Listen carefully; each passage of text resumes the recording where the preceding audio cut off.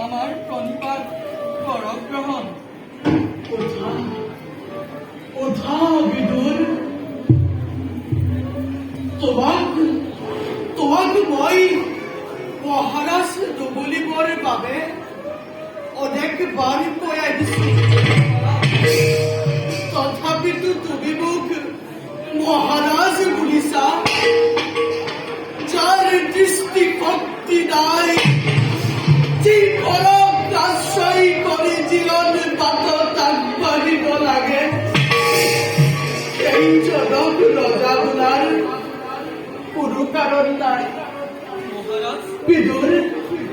সিংহাসনত বহিলেও মই ৰজা নহয় ৰাজ দণ্ড হাতত থাকিলেও শাসনৰ ক্ষমতা মোৰ নাই মোৰ কাৰণে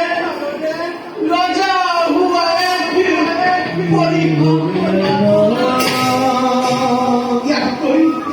ইয়াতকৈ আৰু মোৰ মনত কি দুখ থাকিব পাৰে বিদুৰ মহারাজ আপনার দুঃখ আমার আগত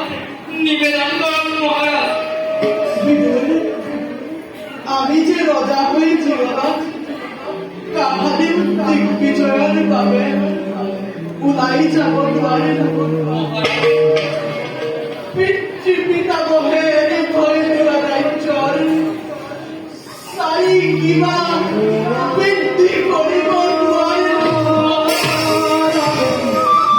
বিস্মৃতিৰ বুকুত কোনো বংশৰ অস্তিত্ব আমাৰ কাৰণে যেন ম্লান হ'ব ধৰিছে ইয়াতকৈ আৰু কি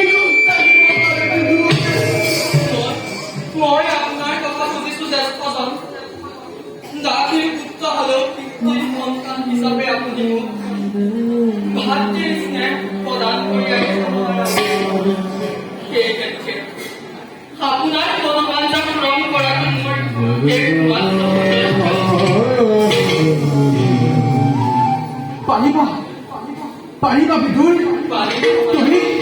তুমি তুমি মোৰ মনোবাঞ্ছা পূৰণ কৰিব পাৰিবা? পাৰিম কিন্তু সেই কাম তুমি কেনেকৈ কৰিবা? মই আজি এই অনন্ত নাৰায়ণক সন্তুষ্ট কৰিব লাভ কৰিবৰ বাবে অৰণ্যলৈ যাত্ৰা কৰিম আৰু বৰ লাভ কৰাৰ পাছত পৃথিৱীৰ বিষয় বিপদত জগতে আকৌ এবাৰ বুজি উঠিব লাগিব যেন কোনো বংশৰ বৰ আনন্দৰ কথা। বলা বলা বিদুৰ।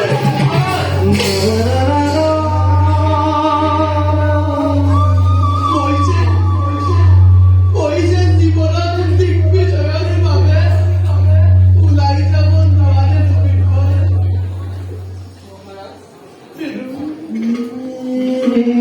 নাই নাই দুখ নকৰিব দাদা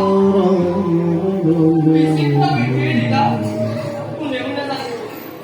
কোনে জানে আপোনাৰ জীৱনত এনে সৌভাগ্য উদয় হয় তেৰা অগুণক ৰাখে মোক কান্তদা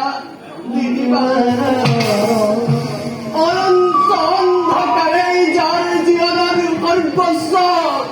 পোহৰৰ বতৰা